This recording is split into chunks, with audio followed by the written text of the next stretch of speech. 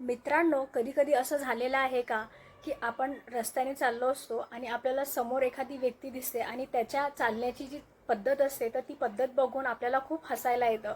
तर ही व्यक्ती कशी चाललेली आहे? गिधडासारखीच चालते आहे, असं आपल्याला वाटतं. गिधडासारखी म्हणजे एक पाय फेकत, एका पायावरच प्रेशर देत ती वेगळ्या पद्धतीने चाललेली असते आणि आपल्याला हसायला येतं. परंतु ही गोष्ट हसण्यासारखी नाही आहे.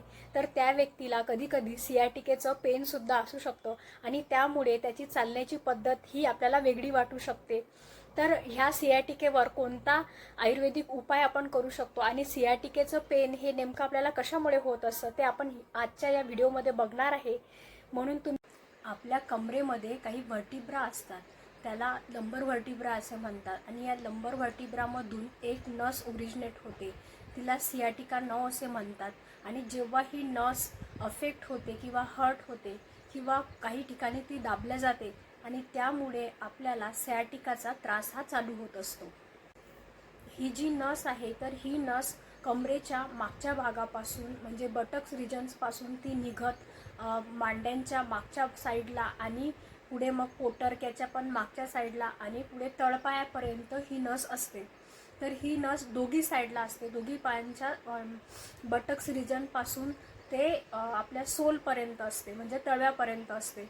तर कधीकधी ह्या नसवर काही प्रेशर येतं किंवा ती नस सुजल्या जाते किंवा ती हर्ट होते. तर अशा वेळी आपल्याला सियाटिका पेन हे चालू होत असतं. तर सियाटिकामध्ये काय काय लक्षण आढळून येऊ शकतात? तर सियाटिकामध्ये मेनली जे पेन असतं, वेदना असतात, त्या कमरेपासून खाली पायात तळपायापर्यंत असतात. ही मागच्या साईडने असतात, समोरच्या साईडने थाय रिजनमध्ये त्या नसतात, तर मागच्या साईडने असतात. आणि कधीकधी दोघी पायांमध्ये सुद्धा सियाटिका नस दाबल्या जाऊ शकते किंवा एका पायामध्ये सुद्धा ही नस दाबल्या जाऊ शकते. कधीकधी पेशंट असं सांगतात की माझे दोघी पाय भरून येत आहेत. तर अशा वेळी ते सियाटिकाचंच पेन असेल असं नाही. तर मेनली हे जे पेन असते ते कमरेच्या मागच्या साईडने असते आणि मागच्या साईडने कमरेपासून ते संपूर्ण जो पाय असतो, मागच्या साईडचा जो पाय आहे आपला, मागची जी बाजू आहे पायाची, तर त्या साईडने ते पेन असते. सियाटिकाच्या ज्या वेदना असतात त्या कमरेपासून चालू होऊन पुढे हळूहळू त्या पोटरकॅनमध्ये येतात आणि पोटरकॅनमधून पुढे आपल्या सोलपर्यंत किंवा पायाच्या बोटापर्यंत सुद्धा ती एक नस दुखू शकते आपल्याला. तर हे जे पेन आहे ते कधी कधी राईट साईड असते किंवा मग लेफ्ट साईडसुद्धा असू शकते. तसेच ह्यामध्ये आपल्याला टिंगलिंग नमनेससुद्धा आढळतो. म्हणजे कधी कधी पाय आपल्याला बधीर झाल्यासारखे वाटतात आणि पायामध्ये खूप मुंग्या आल्यासारखं होतं आणि असं सुद्धा आपल्याला जाणवू शकतं. किंवा कधी कधी काही काही पेशंटला युरिन आणि मोशनसाठी जे कंट्रोल असतं ते कंट्रोल कधी राहत नाही. अशा प्रकारचं सुद्धा तुम्हाला काही वेदना ह्या जाणवू शकतात. आता आपण बघूया सियाटिकाचं पेन हे कशामुळे होत असतं, ह्याची कारणं काय असू शकतात. तर ह्यामध्ये पहिलं कारण आहे की हर्निएटेड डिस्क असणं. तर हर्निएटेड डिस्क म्हणजे काय? तर आपल्या व्हर्टिब्रा ज्या असतात म्हणजे आपले मणके जे आहेत, तर त्या मणक्यांमध्ये एक कुशन टाईप हे असतं, गादी असते, स्ट्रक्चर असतं, त्याला आपण डिस्क असं म्हणतो. आणि ह्या डिस्कमध्ये त्याला एक आउटर लेअर असतो आणि एक इनर लेअर असतो.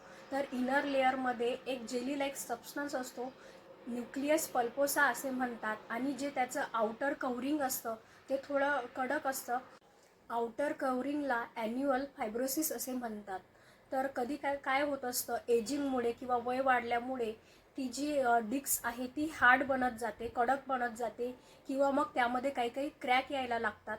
आणि कधी कधी काय होतं की प्रेशरमुळे आतलं जी जेली आहे, जेली टाईपचे सबस्टन्स आपण बघितलं, न्यूक्लियस पल्पोसा, तर हे सुद्धा कधी कधी त्या डिस्कमधून ते बाहेर निघायला जातं.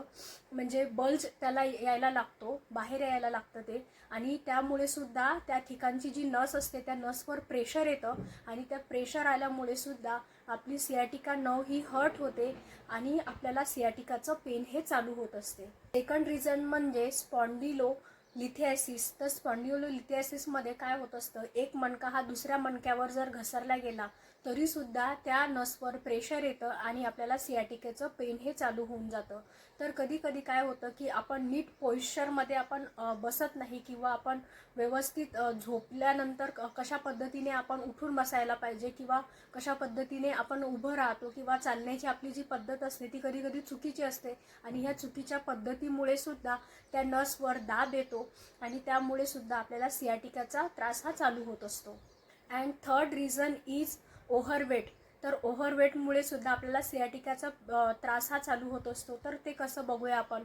तर ओव्हरवेटमुळे काही काही व्यक्ती हे बघा, तुम्ही ऑब्झर्व करा की त्यांचा पाय एक ते पुढे ठेवतात किंवा मग उभे राहिले तरी ह्याप्रमाणे उभे असतात. म्हणजे ह्या हातांचं प्रेशरसुद्धा आपल्या पाठीच्या मणक्यांवर येतं आणि ते जे मणक्यांचं आपलं जे कर्वेचर असतं तर ते कर्वेचर मेंटेन होत नाही. आणि आतली जी डिस्क आहे त्या डिस्कमध्ये सुद्धा जे जेली टाईप तुम्हाला सबस्टन्स मी सांगितलं आहे तो सबस्टन्स बाहेर बल्ज व्हायला लागतो आणि त्यामुळे त्या सियाटिकावर प्रेशर येतं आणि ह्यामुळेच आपल्याला सियाटिकाचा त्रास हा चालू होत असतो. जर तुमचं 1 किलो वजन जरी ओव्हरवेट जर असेल तर त्यामुळे 5 टाइम्स प्रेशर हे तुमच्या गुडघ्यांवर आणि तुमच्या पाठीच्या मणक्यांवर येत असते. आणि ह्या चुकीच्या पॉश्चरमुळे किंवा ओव्हरवेटमुळे सुद्धा आपल्याला सियाटिकाचा त्रास हा चालू होत असतो. जर तुमचं ओव्हरवेट असेल तर तुम्ही आत्ताच 5 गोष्टी ह्या सोडायला पाहिजे. ते म्हणजे पोटॅटो, रेड मीट, राईस आणि व्हाईट फ्लोअर म्हणजेच मैदा, तसेच साखर. तर ह्या गोष्टी जर तुम्ही सोडल्या तर नक्कीच तुमचं वजन हळूहळू कमी होत जाईल आणि ते आटोक्यात यायला मदत होईल. सियाटिका आणखी कशामुळे होऊ शकतं तर डायबिटीज पेशंट असेल तर ह्यामध्ये सुद्धा डिजनरेशन हे होत असतं आणि त्यामुळे सुद्धा आपल्याला सियाटिकाचा त्रास हा चालू होतो. किंवा मग हाय हील घालणे म्हणजे उंच टाकांच्या ज्या चपला असतात त्या घालणे किंवा ज्या हार्ड कडक सोलवाल्या ज्या चप्पल असतात तर ह्यामुळे सुद्धा आपल्याला सियाटिकाचा पेन हे चालू होऊ शकतं. किंवा लॉंग ड्राईव्ह करणे किंवा मग एकाच जागेवर सतत बसून राहणे, खूप लॅपटॉपवर काम असणे, तर असं असेल तरीसुद्धा त्यामुळे सुद्धा प्रेशर हे बटक्स रिजनमधून त्या सियाटिकावर जातं आणि सियाटिकाचं पेन हे आपल्याला चालू होऊ शकतं.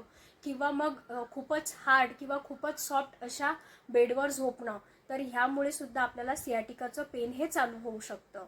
आणि चुकीची पॉश्चर म्हणजे चुकीच्या पद्धतीने बसणे किंवा चुकीच्या पद्धतीने झोपेतून उठल्यावर सरळ बसणे, तर ह्यामुळे सुद्धा आपल्याला हा त्रास होऊ शकतो. सियाटिका होण्यामागचं आणखी एक रिझन म्हणजे फॅसेटल ॲर्थ्रोपॅथी.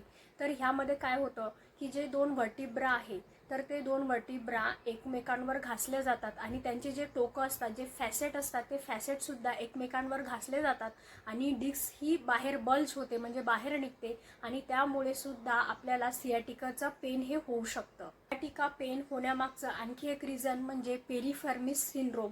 तर ह्यामध्ये काय होतं की आपल्या बटक्स रिजनमध्ये एक डीप मसल असते, ती की असे कात्रीच्या शेपसारखी असते आणि ह्या कात्रीच्या शेपसारख्या मसलमधून आपली सियाटिका नर्व ही जात असते आणि कधीकधी एजिंगमुळे किंवा मग सतत बसून राहिल्यामुळे ती मसल कडक होते, हार्ड होत जाते आणि त्या हार्ड झालेल्या मसलचं प्रेशर हे सियाटिकावर येतं आणि त्यामुळे सुद्धा आपल्याला सियाटिका पेन हे चालू होते. तुम्ही म्हणाल की आयुर्वेदामध्ये सियाटिकाचं वर्णन आहे का, तर सियाटिका म्हणून नाही आहे पण गृध्रसी म्हणून एक व्याधी वर्णन केलेलं आहे की त्यामध्ये सांगितलं आहे की गिधडी जसा पक्षी असतो त्या पक्षाच्या चालीप्रमाणे पेशंटमध्ये सुद्धा चालण्याची लक्षणं असतात. म्हणजे गिधडाचा कसा एक पाय हात वाकडा असतो आणि चालताना तो पाय असा फेकत चालत असतो, म्हणजे त्या पायामध्ये खूप वेदना असतात किंवा संधीच्या ठिकाणी वेदना असतात, त्यामुळे पेशंट हा पाय खाली टेकवू शकत नाही आणि चांगल्या पायावर त्याचा जास्त दाब येतो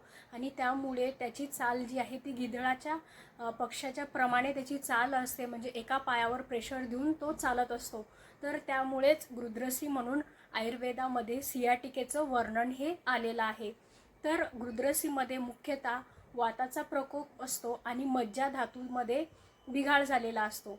तर ह्यामध्ये आपल्याला वातानुलोमन अशी चिकित्सा करावी लागते. आता या सियाटिकेचा आपण ट्रीटमेंटमध्ये बघूया तर आयुर्वेदामध्ये ह्या सांगितलेलं आहे की आपल्याला योगासुद्धा सियाटिकेवर खूप प्रभावशाली आहे. तर ह्यामध्ये कोणता योगा करू शकतो तर आपण पवनमुक्तासन, त्रिकोणासन, सेतुबंधासन, शलभासन आणि भुजंगासन अशी आसने आपल्याला नियमित करायची आहे. तर ह्या आसनांमुळे सुद्धा त्या नसवर जे प्रेशर आलेलं आहे ते कमी होण्यास मदत होते किंवा मग ज्या मसलची हार्डनिंग झालेली आहे, कडक झालेल्या आहे ज्या मसल्स, तर त्या मसलसुद्धा सॉफ्ट व्हायला मदतही होत असते. सियाटिकामध्ये जे पेन असते पायामध्ये ते वाताचा प्रकोप झाल्यामुळे असते, म्हणून वाताचं शमन करण्यासाठी, वातदोष कमी करण्यासाठी तिथं आपल्याला अभ्यंग तेलाने मसाज करणे आणि शेक देणे खूप महत्त्वाचे असते. तर ह्यामध्ये आपण कोणत्या तेलाचा वापर करू शकतो तर ह्यामध्ये आपण महानारायण तेल किंवा सहचरादी तेल आणि निर्गुंडी तेलाचा आपण वापर करू शकतो आणि आपल्याला हलक्या हाताने त्या ठिकाणी आपल्याला कमरेच्या भाग आणि पायामध्ये आपल्याला हलक्या हाताने मसाज करायचे आहे. आडेमीठ आपल्याला गरम करून ते एका कॉटनच्या पुरसंडीमध्ये कापडामध्ये ते बांधून त्या पुरसंडीने आपल्याला पायाला शेक द्यायचा आहे आणि ह्यामुळे नक्कीच तुमच्या वेदना ह्या कमी होण्यास मदत होईल.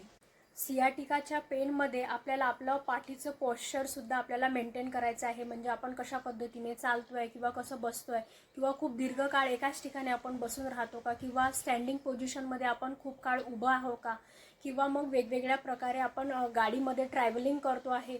तर ह्यामुळे सुद्धा कधी कधी जास्त वेळ एकाच जागेवर बसून राहिल्याने सुद्धा आपल्याला सियाटिकेचं पेन होत असतं. म्हणून थोड्या थोड्या अंतराने बसलेले असाल तर थोडं वॉकिंग केलं पाहिजे किंवा मग खूप वेळ उभे असाल तर थोडे 5-10 मिनिटानंतर आपण रेस्टसुद्धा घेतली पाहिजे. तर आपण आपल्या पॉश्चरकडे किंवा म्हणजे आपल्या व्हर्टिब्राचं जे कर्वेचर आहे ते मेंटेन होते आहे की नाही ह्याकडे सुद्धा आपण लक्ष देणं हे महत्त्वाचं असतं. झोपण्याची जी गादी असते किंवा आपला जो सरफेस आहे तो खूप जास्त कडक आहे का, हार्ड आहे का किंवा जास्त सॉफ्ट आहे का, तर असं असणं सुद्धा चुकीचं आहे. तर ह्यामुळे सुद्धा आपल्याला सियाटिकाचं पेन हे चालू होऊ शकतं. तर त्यामुळे आपण जी गादी सिलेक्ट करतो आहे घेताना तर ती ऑर्थोपेडिक पेन रिलीफ आहे का, तर हे सुद्धा आपल्याला बघणं गरजेचं असतं. आणि त्या गादीच्या कुशनमध्ये जे लेयर असतात तर ते लेयर किती प्रकारचे आहे हे सुद्धा आपल्याला माहिती असणं गरजेचं असतं. तर ह्यामुळे सुद्धा आपलं सियाटिकेचं पेन हे नक्कीच कमी होऊ शकतं. सियाटिकाच्या पेनमध्ये आपण घरगुती काही उपचार करू शकतो का ते बघूया. तर ह्यामध्ये आपल्याला 25 ml तीळ तेल घ्यायचं आहे, जायफळ आणि लसणाच्या पाकळ्या आणि 2-3 कापुराच्या वड्या आणि हे तेल आपल्याला थोडं गरम करायचं आहे, कोमट करायचं आहे. थोडंसं कोमट असतानाच आपल्याला त्याचा पायाला मसाज हळूवार हाताने आपल्याला मसाज करायचा आहे आणि त्यानंतर आपण हॉट वॉटर बॅग असेल किंवा मग आपल्या तव्यावर एक कपडा घेऊन त्या गरम कपड्याने सुद्धा आपण आपल्या पायाला शेक देऊ शकतो. ह्यामुळे सुद्धा आपल्या नव आणि मसल ह्या रिलॅक्स होतात आणि थोड्या सॉफ्ट व्हायला मदत होत असते. आपल्याला जर सियाटिकेचा त्रास होत असेल तर कमरेतून न वाकता गुडघ्यातून वाकून नंतरच आपल्याला खालची एखादी वस्तू उचलायची असेल तर आधी आपल्याला गुडघ्यातून वाकून मगच आपण खालून ती वस्तू उचलायची आहे. किंवा मग आपण झोपताना बघतो की काही काही जण हे पाय हे असे गुडघ्यावर ठेवतात किंवा एक पाय दुसऱ्या पायावर असा फोल्ड करून सुद्धा बसत असतात किंवा झोपत असतात. तर ह्यामुळे सुद्धा आपल्याला सियाटिकेचं पेन हे होत असतं. तर ह्याकडे सुद्धा आपण लक्ष देणं महत्त्वाचं आहे. एरंडल तेलामुळे सुद्धा वाताचं शमन हे होत असतं. तर एरंड तेल म्हणजेच कॅस्टर ऑइल, तर 1 चमचा कॅस्टर ऑइल आपण 1 कप गरम दुधामध्ये जर टाकून ते जर सकाळी पिलं तर त्यामुळे सुद्धा आपला वात कमी होऊन आपल्या सियाटिकेचं पेन हे नक्की कमी होणार. सियाटिकेचे पेन कमी करण्यासाठी मुख्यतः आपल्याला अश्वगंधा, शलाकी आणि वातारी गुगुळ ह्या टॅब्लेटचा आपल्याला उपयोग होऊ शकतो. तर ह्या टॅब्लेट आपण ह्यापैकी कोणती पण एक टॅब्लेट घेऊ शकतो की 2-2 टॅब्लेट हे आपल्याला सकाळ संध्याकाळ कोमट पाण्यासोबत घेऊ शकतो. लसूणामध्ये अँटी इन्फ्लेमेटरी प्रॉपर्टीज असतात. तर त्यामुळे सुद्धा आपण 1 कप दुधामध्ये आपण 4-5 लसणाच्या पाकळ्या ह्या चांगल्या ठेचून त्या जर आपण उकडल्या आणि ते दूध थोडं कोमट झाल्यावर आपण सकाळ संध्याकाळ जर पिलं तर ह्याचा सुद्धा आपल्याला सियाटिकाच्या पेन कमी होण्यास मदत होऊ शकते. हळद ही सुद्धा अँटी इन्फ्लेमेटरी म्हणून काम करत असते. म्हणून हळदीच्या दुधामध्ये आपण दालचिनी पावडर आणि थोडं मध मिक्स करून जर आपण हे असं दूध पिलं तर ह्यामुळे सुद्धा आपलं सियाटिकेचं पेन हे नक्की कमी होणार. तसेच आपल्या आहारामध्ये vitamin A, vitamin B6, B9, B12 आणि कॅल्शियम, आयर्न आणि फायबर्सयुक्त पदार्थांचा, फळभाज्या आणि पालेभाज्यांचा समावेशसुद्धा आपण केला गेला पाहिजे. गाजर, टोमॅटो, रताळी ह्या भाज्यांचा आणि फळांमध्ये बनाना, ॲपल, ऑरेंजेस किंवा मग ड्रायफ्रूटमध्ये अक्रोड, अंजीर किंवा बदाम या ड्रायफ्रूटचा आपण समावेश केला पाहिजे. जे दूधयुक्त पदार्थ आहे किंवा पनीर, चीज किंवा दही, ताक, दूध, तूप ह्यांचासुद्धा आपल्या आहारामध्ये योग्य तो समावेश असला पाहिजे. जर तुम्ही नॉन व्हेजिटेरियन असाल तर ह्यामध्ये तुम्ही फिश खाऊ शकता, एग्स खाऊ शकता. तर सियाटिकेचं पेन कमी करण्यासाठी मेथी आणि डिंकाचे लाडू हे सुद्धा खूप प्रभावी काम करतात. तर हे सुद्धा आपण ऋतूनुसार ते खाल्लं गेलं पाहिजे. स्ट्रेचिंग, मसाज, सेक, योगा आणि योग्य तो पॉश्चर ह्यामुळे सुद्धा आपलं सियाटिकेचं पेन हे नक्की कमी होण्यास मदत होऊ शकते आणि हे उपाय खूप प्रभावशाली पडतात. तर मी नेक्स्ट व्हिडिओमध्ये काही स्ट्रेचिंगचे काही प्रकार सांगणार आहे की त्यामुळे आपलं सियाटिकेचं पेन हे कमी होऊ शकतं. आणि तुम्हाला हा माझा व्हिडिओ कसा वाटला ते कमेंट बॉक्समध्ये मला नक्की सांगा. आणि इतरांपर्यंत ही उपयुक्त माहिती नक्की शेअर करा. आणि चॅनलला सबस्क्राईब केलं नसेल तर जरूर सबस्क्राईब करा. धन्यवाद.